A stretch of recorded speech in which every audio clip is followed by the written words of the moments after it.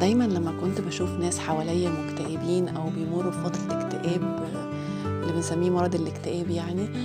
كان دايمًا بييجي في بالي على طول إن أكيد الشخص ده مَر بحاجة مؤذية أو موقف مؤذي جدًا أو حدث مؤذي جدًا، أو حدث وِحِش جدًا استمر معاه فترات طويلة لغاية ما يعني اتمكن منه فخلّى إن هو يحس إن هو مكتئب أو ده كان سبب الاكتئاب، يعني الحدث المؤذي ده هو اللي سبب له الاكتئاب. فده طبيعي أي حد وده يعني مش تفكيري أنا لوحدي، أي حد طبيعي، أي حد بيشوف أي حد مكتئب حواليه دايمًا بييجي في باله يقول أكيد إن الشخص ده مَر بحاجة مؤذية في حياته أو مَر بحدث وِحِش في حياته فهو اللي خلّاه مكتئب. كمان لمّا كنت باشوف مثلًا لقاءات تلفزيونية لمشاهير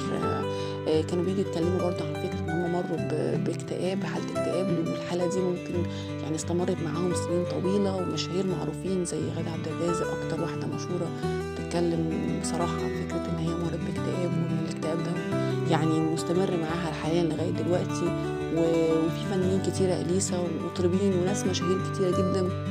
برضه مرّوا بحالات اكتئاب وطلعوا اتكلموا عنها. الفكرة برضه إن أنا كان بييجي في بالي أو أول حاجة بتيجي في بالي إن أكيد برضه الناس دي مرّت بأحداث صعبة في حياتها أو مؤذية، فالأحداث الصعبة دي أو المؤذية هي السبب في الاكتئاب بتاعهم.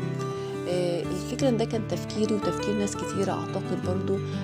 إن هو ده سبب الاكتئاب، إن أنت مرّيت بحدث وِحِش في حياتك فده اللي خلّاك إن أنت تكتئب. ده كان تفكيري لغاية ما